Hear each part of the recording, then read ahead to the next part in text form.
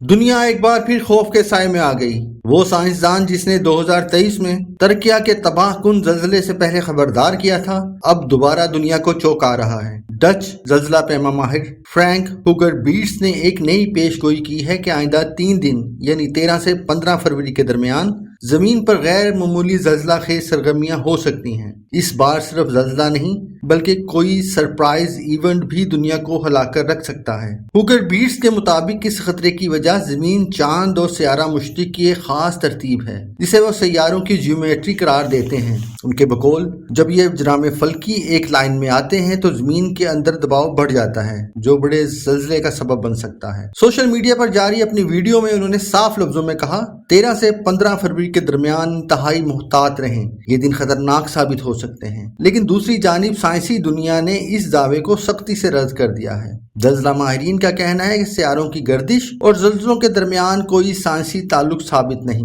उनके मुताबिक जल्जले की दुरुस्त वक्त के साथ पेशगोई आज की साइंस के बस में नहीं, इसके बावजूद अवाम में खौफ तेजी से फैल रहा है। सवाल ये है, क्या ये महज एक इत्तेफाक है या बाकी दुनिया किसी बड़ी तबाही के दहाने पर खड़ी है? हकीकत क्या है, वक्त फैसला करेगा, लेकिन अगले चंद दिन पूरी दुनिया की नजरें जमीन पर होगी।